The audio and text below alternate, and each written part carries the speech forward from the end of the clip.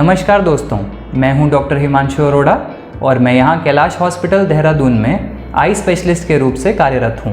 आज के इस वीडियो के माध्यम से मैं चश्मों से रिलेटेड या रिफ्रैक्टिव एरर से संबंधित जो मन में गलत धारणाएं हैं उनको दूर करना चाहता हूं। इससे पहले मैं आप लोगों से एक छोटी सी गुजारिश करना चाहता हूं।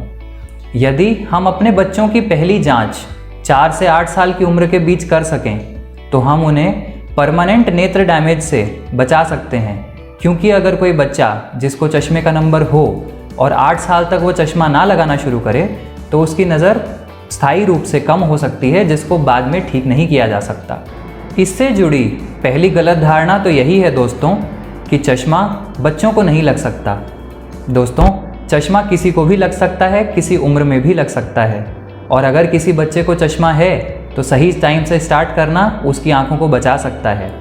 एक और गलत धारणा है कि आंखों की कमज़ोरी को चश्मा कहते हैं, या चश्मा लग जाने का मतलब मेरी आंखें कमज़ोर हो गई हैं। ऐसा नहीं है दोस्तों। चश्मे का नंबर तब लगता है जब हमारी आंखों का साइज़ नॉर्मल से थोड़ा सा बड़ा या थोड़ा सा छोटा हो, जो कि किसी के वश में नहीं है। ये हमारे जीन्स पर डिपेंड करता है। जैसे हम किसी की हाइट को कंट्रोल नहीं कर सकते, वैसे ही किसी की आंखों के साइज़ को कंट्रोल नहीं किया जा सकता, और उसके अनुसार ही चश्मे का नंबर तय होता है। अगर आंखें ज़रूरत से थोड़ी लंबी हैं तो चश्मे का नंबर माइनस में आता है। अगर आंखों का साइज़ थोड़ा छोटा रह जाता है तो चश्मे का नंबर प्लस में आता है। हमारे पास रेगुलरली बच्चे आते हैं अपने चश्मे की जाँच कराने के लिए कि चश्मे के नंबर में कोई बदलाव है कि नहीं, और बदलाव दिखते ही पेरेंट्स का सबसे पहला कमेंट होता है कि इसकी आंखें और कमज़ोर हो गई हैं क्या। तो जैसे मैं बता रहा था, चश्मा होना कमज़ोरी नहीं है, और उसी प्रकार चश्मे के नंबर का चेंज होना किसी वीकनेस का हट जाना या वीकनेस का आ जाने का संकेत नहीं है। तो चश्मे का नंबर कम होने का ये मतलब नहीं कि मेरी आंखें और ताकतवर हो गई हैं, या चश्मे का नंबर बढ़ जाने का ये अर्थ नहीं कि मेरी आंखें और कमज़ोर हो गई हैं। इसका सिर्फ ये मतलब है कि आंखों का नाप, आंखों का साइज़ चेंज हो गया है और अब हमें नए नाप का चश्मा बनवाना है। एक और बात है, बच्चों में चश्मा लग जाना अमूमन पेरेंट्स ये सोचते हैं कि उन्हें सिर्फ पढ़ते समय या टीवी देखते समय ही लगाना है या क्लास में ही पहनना है। ऐसा नहीं है। चश्मे का नंबर उन्हें फुल टाइम प्रयोग करना है। हमारी पास देखने की क्षमता हमारी आंखों की मांसपेशियों पर निर्भर करती है। जब हम पास देखते हैं तो मांसपेशियां जोर लगाकर फोकस एडजस्ट करती हैं और हम पास साफ देख पाते हैं। पर अगर दूर का ही सही नंबर हमने नहीं पहना होगा तो वो मांसपेशियां सही से अपना कार्य नहीं कर पाएंगी। तो चश्मा बच्चों को खासकर फुल टाइम लगाना ज़रूरी है। सिर्फ पास का चश्मा 40 की उम्र से ऊपर वाले व्यक्तियों को लगता है, और उनको हम सलाह देते हैं कि सिर्फ नज़दीक के काम के टाइम चश्मा पहनना है। बच्चों के लिए ये बात वैलिड नहीं है। एक और बात है, चश्मा लगते ही पेरेंट्स का पहला सवाल होता है कि बच्चे को क्या खिलाएं कि इसका चश्मा उतर जाए, या क्या कराएं एक्सरसाइज जो चश्मा हट जाए। उनको मैं मजाक में कहता हूँ कि अगर ऐसा कुछ खाने से चश्मा हटता होता तो मैं अपना ना हटा लेता।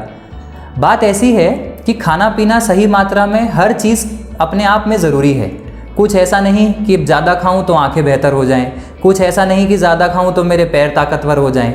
सही मात्रा में सभी चीज़ें आवश्यक हैं, ना किसी चीज़ की ज़्यादा ना किसी चीज़ की कमी। आँखों की अच्छी सेहत के लिए ये ज़रूर कहूँगा कि विटामिन ए युक्त चीज़ें जैसे कि गाजर, आंवला, हरी साग सब्जियां या पपीता ये अच्छा है, पर इनको ओवर मात्रा में ना लीजिएगा कि इसके खाने से मेरा चश्मा उतर जाए, इसके खाने से मेरी आंखें बेहतर हो जाएं। सब कुछ युक्त मात्रा में। चश्मा लगते ही पेरेंट्स का कहना यह है कि ये टीवी ज़्यादा देखता है, नज़दीक जाकर देखता है, मोबाइल बहुत चलाता है, इसलिए इसको चश्मा लगा। ऐसा नहीं दोस्तों, हमारे ज़माने में मोबाइल उतने प्रयोग में नहीं आते थे, फिर भी हमें चश्मा लगा। चश्मा मेनली जैसे हम बात कर रहे थे आँखों के साइज़ पर निर्भर करता है, पर हाँ, टीवी बहुत ज़्यादा देखना या बहुत लंबे टाइम तक लगातार देखना, मोबाइल यानी पास का काम बहुत लंबे टाइम तक करना ज़रूर चश्मे पर निर्भर करता है, चश्मे पर अपना असर लाता है, पर उसकी वजह से ही चश्मा लगा ये बात सही नहीं है। इनफैक्ट टीवी पास जाके देखना एक लक्षण हो सकता है कि शायद बच्चे को चश्मा लग गया है, इसलिए वो पास जाकर देख रहा है, क्योंकि पास जाकर ही उसको टीवी साफ दिखाई दे रहा है। इसलिए चश्मा होने की वजह से वह टीवी के नज़दीक जा रहा है, ना कि टीवी नज़दीक होने की वजह से उसको चश्मा लग गया है। एक बात यह भी है कि सर दर्द होने पर ही लोग चश्मे की जांच के लिए निकलते हैं। सर दर्द का उस हिसाब से मैं शुक्रगुजार हूँ कि वह कई ज़रूरतमंद लोगों को चश्मे की जांच पर लेकर आता है, पर सर दर्द होने का इंतज़ार ना करिए, या फिर सिर्फ सरदर्द ही चश्मा लगने का लक्षण हो ऐसा भी नहीं है। इस वीडियो से यह भी मेरा एक उद्देश्य है कि चश्मे से जुड़ा जो स्टिग्मा है उसे दूर करना है। इतना प्रोग्रेस होने के बावजूद भी आज के समाज में किसी को चश्मा लग जाना एक अजीब सी नज़र से देखा जाता है। बच्चा स्कूल में पहन के जाए तो दूसरे बच्चे उसका मजाक उड़ाते हैं। तो यह गलत धारणाएं दूर करके यह भी चाहता हूँ कि बच्चे आपस में एक दूसरे का मजाक ना उड़ाएं, क्योंकि किसी ने कोई अच्छे काम किए और उसको चश्मा ना लगा, या किसी ने कुछ बुरे काम किए जो उसको चश्मा लग गया, ऐसा बिल्कुल नहीं है। तो किसी को चश्मा लगता है तो कृपया उसका मजाक ना उड़ाएं। आशा करता हूँ इस वीडियो से आपके चश्मे से संबंधित कई सवालों के जवाब मिले होंगे और कई गलत धारणाएं दूर होंगी। ऐसे ही और गलत धारणाएं दूर करने के लिए एक और वीडियो में मुलाकात होगी। अभी के लिए नमस्कार। जय हिंद, जय Bharat. Subscribe now and press the bell icon. Never miss an update.